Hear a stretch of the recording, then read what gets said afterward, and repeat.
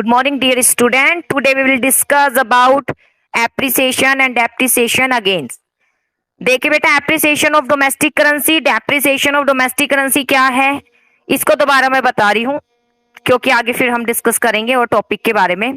तो वहां appreciation depreciation meaning एक बार आपको क्लियर होना चाहिए। तो एप्रिसिएशन क्या है? एप्रिसिएशन यानी एप्रिशिएट होना, ठीक है, इसी से लिया गया एप्रिसिएशन। एप्रिशिएट जैसे हम कहते हैं ना, एप्रिशिएट कर रहे हैं यानी हम आगे की ओर बढ़ रहे हैं। और डेप्रिसिएशन जैसे कि अकाउंट में पढ़ते हो आप, डेप्रिसिएशन या इकोनॉमिक्स में बताते हैं, डेप्रिसिएशन तो हाँ पीछे की ओर चला जाता है, ठीक है। तो एप्रिसिएशन में क्या होता है? एप्रिसिएशन ऑफ डोमेस्टिक यानी हमारी करेंसी का एप्रिसिएशन हो रहा है। इट मीन्स हमारी करेंसी की वैल्यू इंक्रीज हो रही है। वैल्यू इंक्रीज मतलब कहने का अभिप्राय कि अब हमें एक यूएस डॉलर खरीदने के लिए ज्यादा अमाउंट पे नहीं करने पड़ रहे हैं, उसे बोलेंगे एप्रिसिएशन। मान लीजिए पहले मैं 60 रुपीज दे रही थी, अब मुझे केवल 50 रुपीज ही देने पड़ रहे हैं। तो हमारी करेंसी का मीन्स डोमेस्टिक करेंसी का क्या हो गया? एप्रिसिएशन, क्योंकि अब उसकी वैल्यू कम नहीं हुई है, ठीक है। अब उसकी वैल्यू कम नहीं हो पा रही। वैल्यू कम मतलब कहने का मतलब अब ज्यादा हमें पे नहीं करना पड़ रहा एक यूएस डॉलर खरीदने के लिए। हमारे पास हमारी करेंसी बच रही है तो हम उसे क्या कहेंगे? इकट्ठी हो गई है, यानी हम इकट्ठा कर पा रहे हैं। हम एक प्रकार से सेविंग भी कर पा रहे हैं अपनी करेंसी का एक यूएस डॉलर खरीदने के लिए। जहां पहले 60 रुपए देने पड़े थे या 50 देने पड़ रहे हैं, 10 तो बच गए ना। तो इसे हम कहेंगे एप्रिसिएशन। फिर आता है डेप्रिसिएशन। क्या है डेप्रिसिएशन? पीछे की ओर चले जाइए, यूएस डॉलर से ही इसको मेजर करेंगे हम कि 1 यूएस डॉलर को खरीदने के लिए जहां पहले 60 रुपीज देने पड़ रहे थे, अब मुझे 70 रुपीज देने पड़ रहे हैं। यानी डॉलर तो वही रहेगा, एक यूएस डॉलर तो वही रहेगा, एक ही खरीदना है अभी मुझे। फिलहाल मान लीजिए यही कंसिडर करके चल रहे हैं कि एक यूएस डॉलर मुझे लेना है और 60 रुपए देने पड़ रहे थे, लेकिन अब मुझे 60 के प्लेस पर 70 देने पड़ रहे हैं। अब 10 रुपए और एक्स्ट्रा देने पड़ेंगे। मेरी तो मनी कम हो गई, डॉलर तो मेरे पास एक्स्ट्रा आए नहीं। डॉलर 60 रुपए दे रही थी तब भी एक ही डॉलर मिल रहा था, अब 70 दे रही हूँ तब भी एक डॉलर मिल रहा है, लेकिन मेरी पूंजी तो कम हो गई। मेरे पास मेरी मनी, मेरी जो डोमेस्टिक करेंसी है मेरे पास से कम होती जा रही है, तो कमी हो गई। और डेप्रिसिएशन को किससे मेजर करते हैं? कमी से। इसलिए हम क्या कहेंगे? हमारी डोमेस्टिक करेंसी का क्या हो रहा है? डेप्रिसिएशन, ठीक है। इसके मैंने कुछ कर भी बताए थे, आई होप आपने अच्छे से किए होंगे। चलिए इसका हॉट क्वेश्चन देख लेते हैं। भाई ऐसा क्या हो, इससे क्या प्रभाव पड़ते हैं? How does appreciation and depreciation of the domestic currency affect export and import of the domestic economy? देखिए क्या बोला है, किस प्रकार एप्रिसिएशन और डेप्रिसिएशन जो हमारी डोमेस्टिक करेंसी का होता है वो एक्सपोर्ट इंपोर्ट जो हमारी डोमेस्टिक इकोनॉमी हो रही है कैसे वही उससे प्रभावित होते हैं। देखिए, ठीक है, रिलेशन बनाइएगा। एप्रिसिएशन हो रहा है डोमेस्टिक करेंसी का। एप्रिसिएशन मतलब एक यूएस डॉलर खरीदने के लिए आपको कम रुपए पे करने पड़ेंगे, ठीक है। तो पहले आप इसका ये बताइए। देखिए, implies less rupees are required to buy a dollar, यानी एक डॉलर खरीदने के लिए कम रुपए देने पड़ेंगे। अकॉर्डिंगली इंपोर्ट एक्सपोर्ट के बारे में बताना है, तो देखिए क्या होगा। Import are likely to increase, import increase हो जाएगा। इंपोर्ट इंक्रीज क्यों? क्योंकि एक यूएस डॉलर मैंने खरीदा है तो उसके बदले में 60 रुपए दे रही हूँ, ठीक है। और यानी मुझे सस्ता ही मिल रहा है, एक तरीके से सस्ता ही मिल रहा है, मुझे ज्यादा मनी पे नहीं करनी पड़ रही। वो 60 का 60 है और जो अफोर्डेबल है। तो मैं क्या करूंगी? एक यूएस डॉलर ना खरीद के मैं तो 2 ले लूंगी। ठीक है, 2 यूएस डॉलर खरीद सकती हूँ मैं। अगर मैं 2 यूएस डॉलर खरीद लेती हूँ तो इस यूएस डॉलर से क्या करूंगी? उसी के देश में जाकर, ठीक है, ये मान लीजिए मैं वहां पर विजिट करने जा रही हूँ एज अ, चाहे ठीक है घूमने फिरने के लिए ही जा रहे हैं आप, कैसे भी आप मान लीजिए, तो आपको अब यूएस डॉलर बहुत सस्ता मिल गया है। मीन्स 60 रुपीज, मान लीजिए 60 रुपीज में एक यूएस डॉलर मिल रहा है, ठीक है। जब सस्ता मिलेगा आपको अपनी करेंसी कम देनी पड़ेगी और यूएस डॉलर में मान लीजिए सस्ता मिल गया, तो आप क्या करोगे? ज्यादा खरीद सकते हो उसको, ज्यादा खरीद सकते हो। ज्यादा क्यों खरीदोगे? कहाँ काम आएगा ये? हमारी करेंसी में क्या, हमारी कंट्री में क्या काम आना है इसका? हम ये थोड़ी है कि अपनी गली के बाहर जा रहे हो और यूएस डॉलर देकर आप कह रहे ला वस्तु दे दो, नहीं। वो क्या करेगा इसका? ये तो वहीं चलेगी जहां इसकी लीगल टेंडर है, ठीक है ना। अपने ही देश में इसको लीगल टेंडर घोषित किया हुआ है। लीगल टेंडर यानी लीगली रूप से आप किसी वस्तु को खरीद सकते हो ये इसके माध्यम से।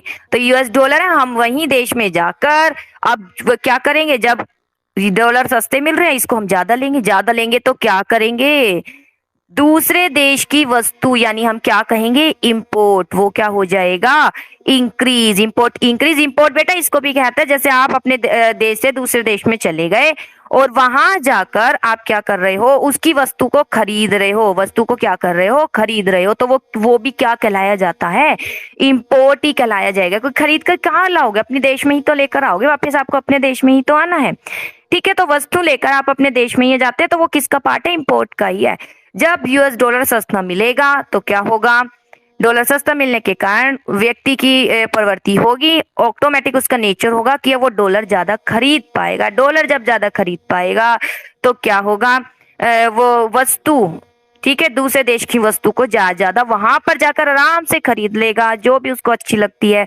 तो इंपोर्ट क्या हो जाएंगे, इंक्रीज। इंपोर्ट क्या हो जाएंगे, इंक्रीज। तो बस एक्सपोर्ट का रिवर्स कर दीजिए, जब इंपोर्ट इंक्रीज हो रहे हैं तो एक्सपोर्ट क्या हो जाएंगे, डिक्रीज। एक्सपोर्ट क्या हो जाएंगे, डिक्रीज हो जाएंगे। ठीक है, एक्सपोर्ट डिक्रीज क्यों हो जाएंगे, देखें, क्योंकि एक यूएस डॉलर है, ठीक है, बदले में कितनी और उसकी रेट क्या है, 60 है। ठीक है, हमें क्या देनी पड़ रही है, 60 रुपीज देने पड़ रहे हैं। ठीक है, अब एक यूएस डॉलर खरीदने के लिए जो रेट चल रही है मान लीजिए 60 ही है, क्या चल रही है, 60 ही है। तो इट मीन्स ये जो अगर हम दूसरे देशों से यानी हम अपने जो वस्तु को एक्सपोर्ट के माध्यम से अगर हम देखें तो जो दूसरे देश का व्यक्ति है ना, जो दूसरे देश का व्यक्ति है, मान लीजिए अगर वो यहाँ आ रहा है तो उसको क्या हो रहा है कि एक यूएस डॉलर देने के बदले 60 रुपए ही मिल रहे हैं। क्या मिल रहे हैं, 60 रुपए ही मिल रहे हैं, कम रुपए मिल रहे हैं। कम रुपए मिलेंगे तो यहाँ पर आकर वस्तु को कम खरीदेगा ना।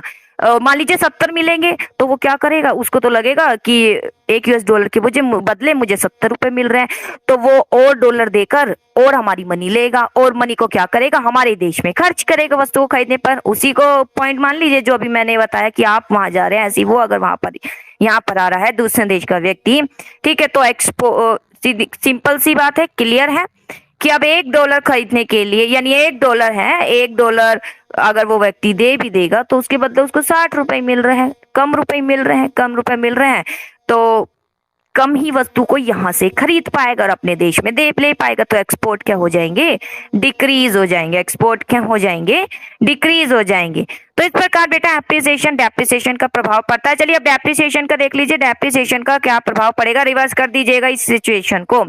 डेप्रिसिएशन मतलब मोर रुपीज की जरूरत होगी आपको $1 खरीदने के लिए, यानी आपको ज्यादा रुपए देने पड़ेंगे। $1 खरीदना है तो कम से कम 70 रुपए अब आपको देने पड़ रहे हैं। महंगा है, हमारे जेब में से तो हमारी मनी निकलती जा रही है सिर्फ एक यूएस डॉलर खरीदने के लिए। तो हमारी टेंडेंसी क्या होगी, हम इसको कम खरीदेंगे। जब कम खरीदेंगे तो इससे मिलने वाली वस्तु को भी कम खरीद पाएंगे। तो ये तो बेटा हमारे देश की करेंसी नहीं है, तो दूसरे देश में ही चलेगी, तो वहां की वस्तु को हम ला पाएंगे। तो जब डॉलर ही कम खरीद पाए तो वस्तु भी कम खरीदेंगे, तो इंपोर्ट क्या हो जाएगा, डिक्रीज। और ऐसे ही एक्सपोर्ट क्या हो जाएगा, इंक्रीज। एक्सपोर्ट कैसे, अब कम डॉलर देने पड़ रहे हैं, मीन्स एक यूएस डॉलर के बदले अगर सामने मान लीजिए ये जो व्यक्ति है, ठीक है, हमारे देश का नहीं है दूसरे देश का है, वो यहाँ आया, उसने देखा एक यूएस डॉलर के बदले जो एक्सचेंज रेट है कितनी है, मान लीजिए 70, तो उसे 70 रुपए मिल रहे हैं एक यूएस डॉलर के बदले। तो वो क्या करेगा, उससे तो लग रहा है भाई मुझे तो बहुत सस्ते में काम हो रहा है मेरा, मुझे 70 रुपए मिल रहे हैं, तो वो बल्कि ज्यादा यूएस डॉलर वो ज्यादा एक्सचेंज करेगा और इस प्रकार हमारे देश में आके एक्सपोर्ट यानी क्या करेगा, ज्यादा वस्तु को खरीद पाएगा। ठीक है, इस प्रकार क्या हो जाएंगे, एक्सपोर्ट लाइक टू राइज हो जाएंगे। ठीक है बेटा, इसको भी इंपोर्ट एक्सपोर्ट ही कहते हैं। कि कहने का मतलब हमारे यहाँ से वस्तु अगर दूसरे देश में जा रही है, अब चाहे वो एज अ बिजनेस के माध्यम से, बिजनेस के उद्देश्य से जा रही है, एक वस्तु पूरे इकट्ठी रूप से कंसाइनमेंट जैसे करते हैं उसके रूप में जा रही है, या फिर कोई बात नहीं अगर कोई देश का व्यक्ति यहाँ पर आया तब भी वस्तु को खरीदता है और अपने देश में ले जाता है, वो भी एक्सपोर्ट इंपोर्ट का ही पार्ट होता है। ठीक है, तो इस प्रकार हम देखते हैं कि इंपोर्ट एक्सपोर्ट पर प्रभाव पड़ता है। अब आता है explain why supply of foreign currency, explain why supply of foreign currency rises in response to rise in its exchange rate. बेटा हॉट क्वेश्चन इंपॉर्टेंट है क्योंकि इससे काफी कॉन्सेप्ट क्लियर होते हैं। एक्सप्लेन करना है why supply of foreign currency rise in response to rise in its exchange rate. देखिए क्या बोल रहे हैं, जब एक्सचेंज रेट राइज हो जाता है, एक्सचेंज रेट यानी जो वो रेट है राइज हो गई, तो सप्लाई फॉरेन करेंसी की राइज क्यों हो जाती है, चलिए देखते हैं। राइज इन एक्सचेंज रेट का मतलब बेटा प्रोड्यूसर के वजह से, जैसे गुड्स में हम देख रहे थे ना वस्तु का प्राइस राइज, तो प्रोड्यूसर भी सप्लाई क्या कर देता है, राइज। तो वही कॉन्सेप्ट हमें यहाँ यूज करना, लेकिन करेंसी वर्ड यूज करना, गुड्स नहीं। Rise in exchange rate implies appreciation of foreign currency, ठीक है। राइज का मतलब क्या है, जब एक्सचेंज रेट राइज हो गई यानी 60 से 70 पर आ गई है, तो फॉरेन करेंसी का तो एप्रिसिएशन हो गया भाई, हमारी करेंसी का डेप्रिसिएशन हो रहा है, लेकिन फॉरेन करेंसी का क्या हो रहा है, appreciation relating to domestic currency, ठीक है। It cause rise in supply of foreign currency owing to following situation, निम्नलिखित प्रकार से इसकी सप्लाई राइज जाएगी। कैसे, देखिए बेटा, फॉरेन करेंसी के जैसे अभी इससे पहले वाले क्वेश्चन में मैंने क्या बताया कि फॉरेन करेंसी की एक्सचेंज रेट राइज है, 60 के प्लेस पर 70 रुपए हमें देने पड़ रहे हैं, यानी अगर कोई यूएस डॉलर देगा बदले में उसे हमारी करेंसी कितनी मिलेगी, 70, तो उसे तो सस्ता मिल रहा है। उसे तो ऐसा लग रहा है कि वो अगर हमारे देश में आएगा और 1 यूएस डॉलर लाएगा बदले में 70 रुपए, यहाँ पे तो बहुत सारी वस्तु खरीद सकता है, वो यहाँ पे व्यवसाय कर सकता है, उसे सस्ता पड़ेगा। इसी उद्देश्य से सप्लाई इंक्रीज होगी, वो देने की कोशिश करेगा। जैसे देखें एप्रिसिएशन, जब फॉरेन करेंसी का एप्रिसिएशन हो गया यानी 1 डॉलर के बदले जी 70 रुपए मिल रहे हैं, तो इंड्यूस एफडीआई से फॉरेन डायरेक्ट इन्वेस्टमेंट इंक्रीज हो जाता है rest of the world. Foreign direct investment क्या होता है, एक एफआईआई होता है, एक एफडीआई, आपने पढ़ा भी होगा, ठीक है। बिजनेस में एफडीआई है और एफआईआई है। एफडीआई मतलब foreign direct investment, foreign direct investment मतलब जैसे आप ये देखते हो ना एमएनसी, ये सभी ठीक है दूसरे देश है, वो यहाँ आता है, व्यवसाय करता है, उसे बोलते हैं फॉरेन डायरेक्ट इन्वेस्टमेंट। एक आता है एफआईआई, ठीक है, इसका ही पूरा टॉपिक हम आगे नेक्स्ट लेसन में पढ़ेंगे, अभी फिलहाल इतना ही सफिशिएंट है समझना। एफएफआई यानी फॉरेन इंस्टीट्यूशन इन्वेस्टर, ये व्यवसाय करने के उद्देश्य से नहीं आते, ये तो क्या करते हैं जी, शेयर्स खरीदते हैं, ठीक है, शेयर्स बॉन्ड इन सब में पैसा लगाते हैं, यानी अपनी करेंसी को, जैसे हमने देखा ना शेयर्स में पैसा लगाना, ये वो कार्य करते हैं, उसे बोलते हैं एफआईआई। तो देखिए वो कब देगा, वो जब देगा जब उसे लग रहा है 1 डॉलर के बदले तो भैया बहुत ज्यादा पैसे मिल रहे हैं, मुझे तो सस्ता पड़ रहा है, ये वैसा ही सस्ता पड़ रहा है, तब वो यहाँ आएगा, सप्लाई करेगा, ज्यादा डॉलर, वो अब क्या करेगा, डॉलर की सप्लाई इंक्रीज हो जाएगी। देखिए फॉरेन करेंसी का जब एप्रिसिएशन होता है तो एफडीआई का होता है from rest of the world क्या हो जाता है, बढ़ावा मिलता है, because now 1 unit of foreign currency convert into more unit of the domestic currency. अब 1 यूनिट ऑफ फॉरेन करेंसी के बदले डोमेस्टिक करेंसी ज्यादा मिलेगी, supply of foreign currency increase, जब हमें हमारे रुपीस ज्यादा मिलेंगे सिर्फ 1 डॉलर को देने के बदले, ठीक है, फॉरेनर को हमारे रुपीस ज्यादा मिल रहे हैं और वो यहाँ का तो खुश होगा, उसे तो ज्यादा मिल रहे हैं, तो इट मीन्स व्यवसाय करना भी सस्ता मिले पड़ेगा उसके लिए, ठीक है, और यहाँ पर शेयर्स खरीदने भी उसके लिए सस्ते ही होंगे। इस प्रकार जो है इंक्रीज हो जाती है सप्लाई। आगे next, appreciation of foreign currency imply depreciation हो, भाई एप्रिसिएशन अगर फॉरेन करेंसी का है तो इसका अभिप्राय हमारी करेंसी का तो हो ही रहा है डेप्रिसिएशन, ठीक है। It induce export from the domestic economy, इससे क्या होता है, एक्सपोर्ट इंक्रीज हो जाता है। एक्सपोर्ट तो आपने अभी समझाया ना हमारे पहले वाले क्वेश्चंस में कि फॉरेनर है उसे तो लग रहा है जी 1 डॉलर के बदले 70 रुपए मिल रहे हैं, तो मैं तो यहाँ ज्यादा वस्तु खरीद सकता हूँ, तो हो गया ना वो एक्सपोर्ट का पार्ट। तो एक्सपोर्ट क्या हो जाते हैं, इससे इंक्रीज हो जाते हैं, implying that supply of foreign currency increase, और वो यहाँ से ज्यादा वस्तु खरीद पा सकता है, ठीक है, तो सप्लाई क्या हो जाएगी, increase. Appreciation of foreign currency induce, ये एफआईआई को बढ़ावा देता है, वो मैंने यहाँ बता दिया था, ठीक है, कि परचेज कर रहा है शेयर डोमेस्टिक इकोनॉमी में, बिकॉज अब now purchasing power of foreign currency rise in domestic economy, this let increase in supply of foreign currency.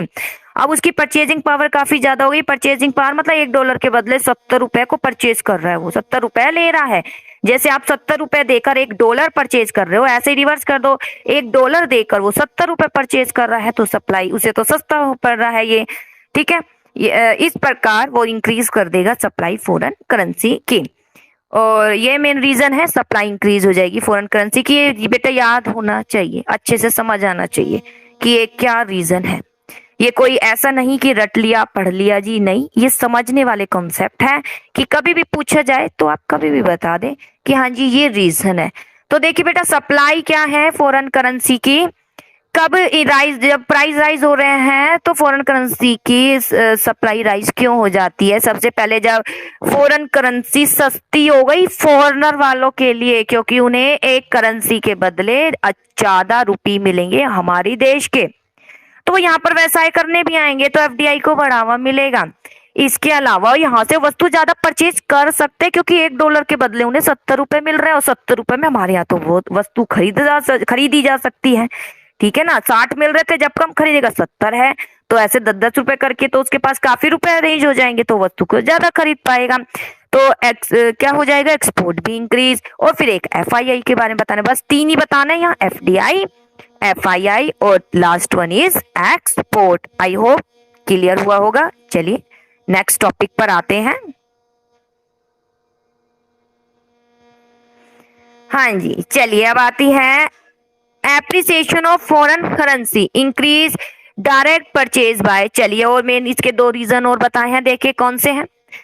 Main तो बताई थी एफडीआई है, एफआईआई है और एक्सपोर्ट, इनके बारे में आपको हमेशा पता होना चाहिए। और भी माध्यम है जिससे इंक्रीज हो जाएगा, जैसे देखिए appreciation of foreign currency increase direct purchase by non resident in the domestic economy. Direct purchase ये वही है, कोई बेटा इसमें चाहे डायरेक्ट परचेज में वस्तु सर्विसेज ये सब आ जाती है। ठीक है, because of rise in purchasing for foreign currency in domestic market, this also cause increase in supply of foreign currency। तो वो बेटा डायरेक्ट परचेज कर पा रहे हैं, यहाँ से अनेक सर्विसेज भी अगर चाहते हैं तो वो भी आराम से परचेज कर पाएंगे क्योंकि उन्हें $1 के बदले हमारी मनी ज्यादा मिल रही है। ठीक है, तो इस प्रकार इंक्रीज हो जाएगी सप्लाई। अगला आता है appreciation of foreign currency increase remittance from abroad. Foreign currency के एप्रिसिएशन से क्या होगा, इंक्रीज हो जाएगा रेमिटेंस फ्रॉम अब्रोड। यानी रेमिटेंस फ्रॉम अब्रोड मतलब अब्रोड से धन आना। धन कैसे आना, जैसे धन बेटा इसलिए भी आता है जैसे वहां पर कोई काम कर रहे हैं व्यक्ति, लेकिन एक्चुअली वहां के ठीक है नॉन रेजिडेंट बन चुके हैं लेकिन उनकी फैमिली तो यहाँ है, फैमिली के खर्चे पानी के लिए तो मनी भेजेंगे, तो उन्हें तो लग रहा है $1 के बदले। ठीक है, तो वो ज्यादा से ज्यादा क्या करते हैं, अब्रोड से धन यहाँ पर भेजते हैं। तो appreciation of foreign currency increase remittance from abroad. ठीक है, जब एप्रिसिएशन होता है फॉरेन करेंसी का तो अब्रोड से धन आ जाता है, चाहे अगर लोन भी दे रहे हैं तो भी उन्हें काफी सस्ता मिलता है। ठीक है, एफडीआई कर रहे हैं, एफआईआई कर रहे हैं, बहुत सस्ता ये उन्हें लगता है।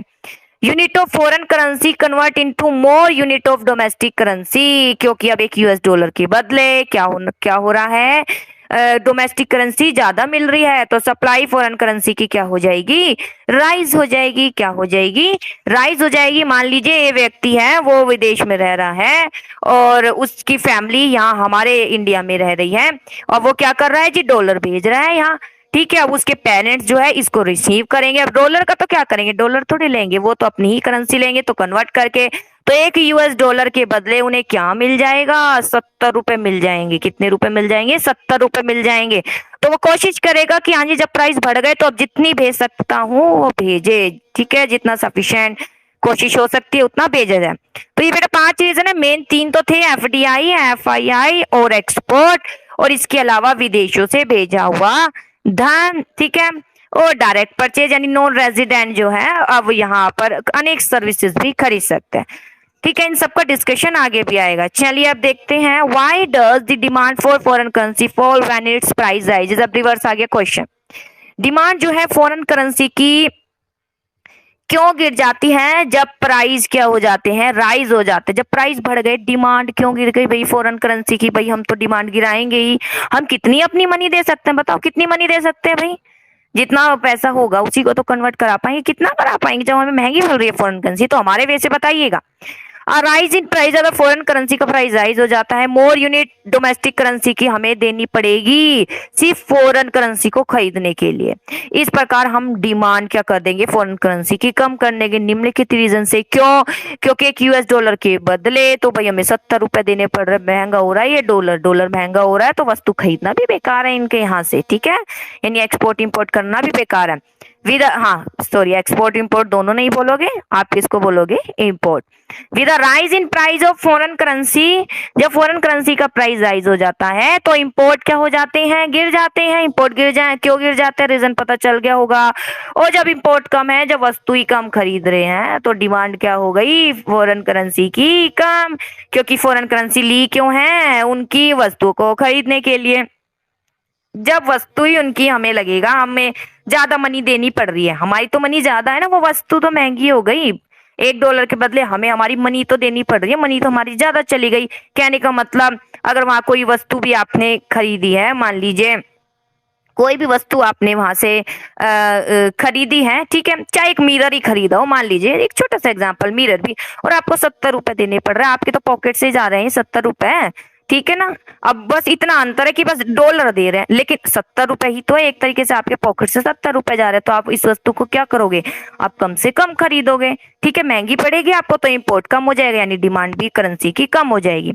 Rise in price, foreign currency के प्राइस राइज होने पर travelling to rest of the world more expensive, हाँ जी, अगर दूसरे देश में घूमना है तो महंगा हो जाएगा, हाँ जी हो जाएगा। तो बस हम क्या करेंगे भाई, रहने देंगे, यही सोचेंगे, चलो फिर देख लेते हैं। तो डोमेस्टिक करेंसी जब वहां जाएंगे ही नहीं तो क्यों खरीदेंगे हम करेंसी, नहीं खरीदेंगे, नहीं खरीदेंगे तो demand come. Investment in rest of the world, जब हमें लग रहा है जी उनकी करेंसी तो महंगी हो गई, हम क्यों उनके देश में इन्वेस्ट करेंगे, एक्सपेंसिव लगेगा हमें इन्वेस्ट करना, तो डिमांड इसलिए कम हो जाएगी। Opportunity cost of holding foreign currency tend to rise accordingly demand for foreign currency tend to shrink. देखिए क्या है, opportunity cost of holding foreign currency tend to rise, opportunity cost यानी in term of domestic currency. अब क्या करेंगे बेटा, जब ये महंगी पड़ रही है फॉरेन करेंसी, तो लोग सोचेंगे इसको क्यों खरीदें, इसको क्यों खरीदें, हम तो बेटा अपनी डोमेस्टिक करेंसी को ही होल्ड कर लेते हैं, इसी को रख लेते हैं, इसी को क्या कर लेते हैं, रख लेते हैं, यानी इसको अपने पास ही रखेंगे, फॉरेन करेंसी कम खरीदेंगे, तो बस हो गई ना फॉरेन करेंसी की डिमांड कम हो जाएगी, ठीक है। यानी अब हम डोमेस्टिक करेंसी को ज्यादा पे नहीं करेंगे क्योंकि वो महंगी मिल रही है, मींस डॉलर महंगी मिल रही है, इसलिए हम अपनी करेंसी को अपने पास रखेंगे और फॉरेन करेंसी को नहीं खरीदेंगे, मींस नहीं मतलब कम खरीदेंगे, तो डिमांड क्या हो जाएगी, कम हो जाएगी, ठीक है। अपॉर्चुनिटी कॉस्ट यानी किसको त्याग कर रहे हैं, डोमेस्टिक करेंसी को रखने के बदले फॉरेन करेंसी का त्याग कर रहे हैं, तो ये कहलाई जाएगी ना अपॉर्चुनिटी कॉस्ट। चलिए, यानी 70 रुपए देखकर हमें $1 मिल रहा था, तो $1 क्या है, अपॉर्चुनिटी कॉस्ट। चलिए, जो हमने प्राप्त नहीं किया। तो ये थे बेटा हॉट्स क्वेश्चन कुछ, आई होप इसे टॉपिक क्लियर हुआ होगा और काफी कॉन्सेप्ट इससे क्लियर है। चलिए अब आता है फिक्स एक्सचेंज रेट, जो आज होगा हमारा मेन टॉपिक भी था, लेकिन उससे पहले हॉट्स क्वेश्चन कराना जरूरी था। आई होप आप उसको एक बार फिर अच्छे से रीड करके कोई प्रॉब्लम है तो पूछेंगे। चलिए हम आगे पढ़ते हैं। फिक्स एक्सचेंज रेट क्या है, फ्लेक्सिबल में क्या था, रेट चेंज हो रही है जी, रेट चेंज हो रही थी, कैसे, डिमांड सप्लाई, किसी का कोई कंट्रोल नहीं था, तो इसमें क्या होगा जी, इसमें तो फिक्स एक्सचेंज रेट का अभिप्राय किससे है, फिक्स, वह रेट जो फिक्स ही रहती है, when it is set maintain bye the government. अब ध्यान दीजिए, ये गवर्नमेंट सेट करती है, क्या करती है गवर्नमेंट, वो तो डिमांड सप्लाई के द्वारा हो रहा था, यहाँ तो गवर्नमेंट सेट कर रही है, यानी गवर्नमेंट जानबूझ के डेप्रिसिएशन ला रही है और जानबूझ के एप्रिसिएशन ला रही है, क्यों, अब जो आपने इसके बेनिफिट देखे थे ना, वही उसी को प्राप्त करने के लिए। देखिए, fix exchange rate fix when it is set maintain bye, जो गवर्नमेंट मेंटेन करती है, दी गवर्नमेंट में, लेकिन ये लंबे समय के लिए नहीं रख सकती बेटा, शॉर्ट पीरियड के लिए ही रखती है, ऐसा वो शॉर्ट पीरियड के लिए ही रखती है कि कभी क्या करती है इस स्थिति में, जो इक्विलिब्रियम रेट है उससे या तो प्राइस हाई कर देती है या प्राइस डाउन कर देती है, मींस हमारी करेंसी का तो एप्रिसिएशन हो जाता है, या डेप्रिसिएशन जानबूझ के डेलिब्रेट करती है, कैसे डेलिब्रेट करती है, क्यों, किसी मेन उद्देश्य के लिए, हो सकता है कि फॉरेन डायरेक्ट को बढ़ावा देना हो, ठीक है, एफडीआई को बढ़ावा देना हो। बढ़ावा कब देंगे जी, बढ़ावा तो तब देंगे जब उन्हें लगेगा यहाँ पे आना सस्ता होगा, सस्ते के लिए उन्हें हमें हमारी उनको हम क्या होगा, वो तब आएंगे जब उन्हें डॉलर के बदले हमारी करेंसी ज्यादा मिलेगी, तो ऑटोमेटिक ऐसा गवर्नमेंट द्वारा किया जाएगा जानबूझकर, लेकिन कुछ समय के लिए होता है ये, ठीक है। ये सेट मेंटेन बाय गवर्नमेंट में पर्टिकुलर लेवल, गवर्नमेंट में set is that level higher और लोअर। अब इसमें गवर्नमेंट क्या करती है, इक्विलिब्रियम लेवल से जो सेट या तो हाई रखती है या लोअर रखती है, ठीक है। इसमें जो रेट है मार्केट फोर्स द्वारा डिटरमाइन नहीं होती, मार्केट फोर्स केवल इक्विलिब्रियम रेट डिटरमाइन करता है। अब गवर्नमेंट या तो इससे ज्यादा रेट डिटरमाइन करती है या तो इससे कम, विभिन्न उद्देश्यों को पूरा करने के लिए, क्या है वो देखते हैं। When exchange rate is set higher than equilibrium, जब exchange rate is set higher, जब हायर की जाती है इक्विलिब्रियम एक्सचेंज रेट से, तो क्या होता है, चलिए पहले इसके बारे में बता दीजिएगा, कर बनाइए, बहुत सिंपल। ये वह सिचुएशन है जब एक्सचेंज रेट हायर है इक्विलिब्रियम एक्सचेंज रेट से, तो इस स्थिति में क्या होगा, देखिए जब हाई कर दी हमने तो हाँ जी एक्सेस तो सप्लाई होगी, एक्सेस क्या होगी, सप्लाई, एक्सेस सप्लाई मतलब एफडीआई आ रही है, फॉरेन डायरेक्ट इन्वेस्टमेंट ज्यादा किया जा रहा है, क्योंकि उन्हें लग रहा है $1 के बदले तो 60 रुपए मिलेंगे, तो वो बढ़ावा देंगे, ठीक है। इसके बाद देखिए बेटा, ये एक तो कर हम पहले भी बता चुके हैं ये डिमांड हो गया, ये सप्लाई हो गई। अब यहाँ कुछ नहीं, बस ये बताना है, पहले 50 था, जानबूझकर 60 किया गया है, जानबूझकर 60 किए गए हैं। चलिए अब इसका देखते हैं क्या प्रभाव पड़ेगा। कुछ नहीं, बस इसको एक्सप्लेन करना। ठीक है, एस एफ तो सप्लाई है और डी डिमांड है यूएस डॉलर की, O R equilibrium exchange rate है जो 50 शो किया गया है, ओ आर एन R1, ठीक है, जो ऊपर शो किया गया था यहाँ वाला, ठीक है, ये R1 है। ठीक है, गवर्नमेंट अब एक्सचेंज रेट सेट किया गया है गवर्नमेंट द्वारा, 50 से 60 पर आ गई है, यहाँ 50 थी, यहाँ 60 पर आ गई है। अब the value of domestic currency has been deliberate, अब यहाँ जानबूझ के ये वर्ड यूज करना, deliberate lower by the government, जानबूझ कर हमारी करेंसी को क्या किया गया है, डेप्रिसिएशन गवर्नमेंट द्वारा। और अब इस स्थिति को क्या कहेंगे, देखिए इस स्थिति को क्या कहेंगे, जानबूझकर गवर्नमेंट द्वारा डेलिब्रेट, जानबूझकर हमारी करेंसी ज्यादा देनी पड़े यूएस डॉलर के बदले, उसने ऐसा जानबूझकर किया, और इस स्थिति को बोलते हैं डिवैल्यूएशन। क्या बोलेंगे, डिवैल्यूएशन। ध्यान दीजिए, डेप्रिसिएशन से अलग है, डिवैल्यूएशन गवर्नमेंट करती है, डेप्रिसिएशन ऑटोमेटिक मार्केट डिमांड और सप्लाई द्वारा होता है। दोनों ध्यान दीजिएगा, ये आ जाते हैं 1 मार्क्स में। ठीक है, देखिए the value domestic currency has been deliberate, जानबूझकर लोअर की जा रही है गवर्नमेंट द्वारा, इसे बोलते हैं devaluation. Devaluation of currencies different है डेप्रिसिएशन से। कैसे, डेप्रिसिएशन का मतलब कि वैल्यू जो है डोमेस्टिक करेंसी की रिड्यूस हो रही है इन द इंटरनेशनल मनी मार्केट में, क्योंकि सप्लाई डिमांड में चेंज हो रहा है, गवर्नमेंट का कोई रोल नहीं है। लेकिन डिवैल्यूएशन में क्या होता है, डोमेस्टिक करेंसी जानबूझकर डेलिब्रेट गवर्नमेंट द्वारा डिसाइड हो जाती की जाती है, गवर्नमेंट डिसाइड करती है, गवर्नमेंट खुद ही जानबूझकर एक यूएस डॉलर के बदले उन्हें 70 रुपए मिले या 60, जैसा भी आप इंडिकेट करेंगे, वो जैसा जानबूझकर कर रही है, तो इसमें गवर्नमेंट का रोल है, मार्केट सप्लाई डिमांड का कोई रोल नहीं है। अब आता है डेप्रिसिएशन और डिवैल्यूएशन क्या है।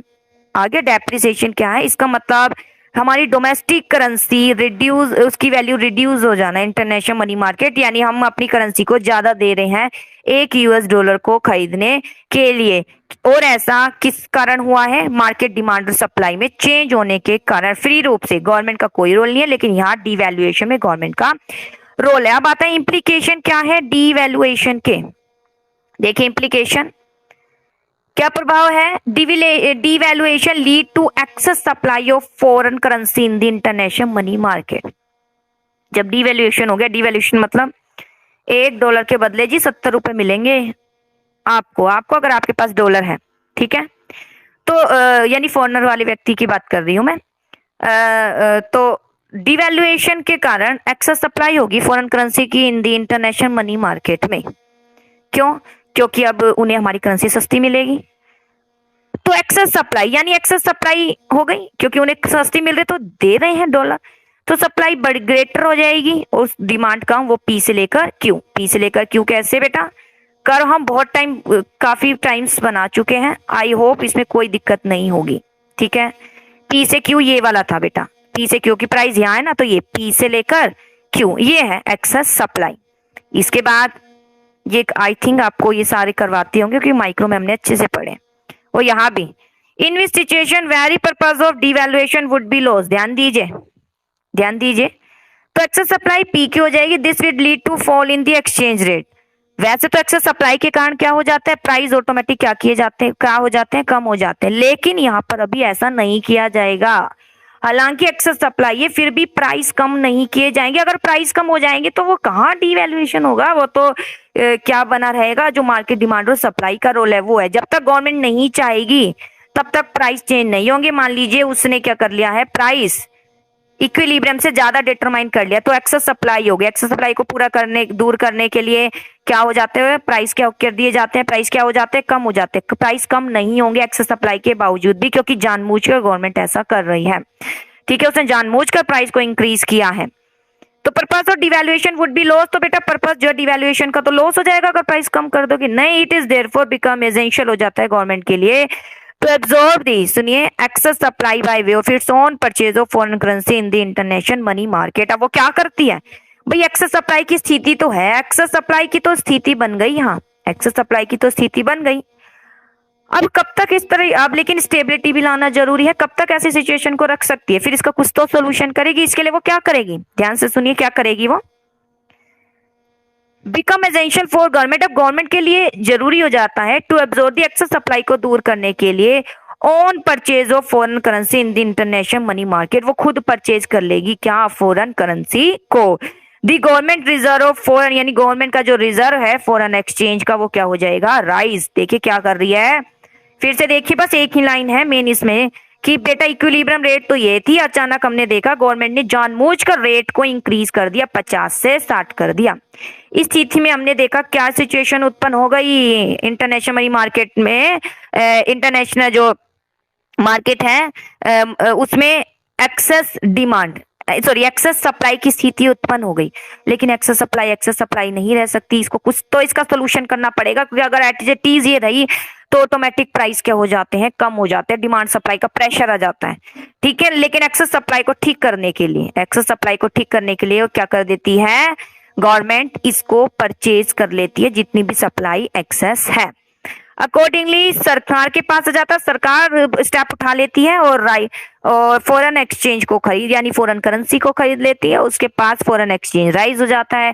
इट में note that in India RBI is engage in sale of, ध्यान दीजिए लाइन, या नोट करने वाली बात है कि आरबीआई जो है is engage in the sale and purchase of foreign currency in the international money market, कि यहाँ पर आरबीआई एंगेज है, सेल परचेज करती है फॉरेन करेंसी के इंटरनेशनल मनी मार्केट में। ओके बेटा, आज के टॉपिक में यही फिनिश करती हूँ।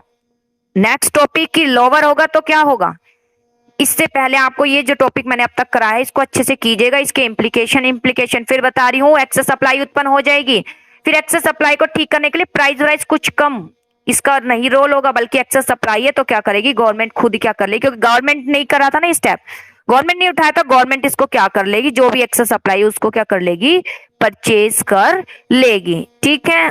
इस प्रकार वो क्या करेगी, जानबूझकर हमारी करेंसी को वैल्यू को डाउन करेगी, क्योंकि ताकि ज्यादा एफडीआई को बढ़ावा दिया जा सके। इसकी रीजन हम आगे भी पढ़ेंगे। ओके बेटा, थैंक यू।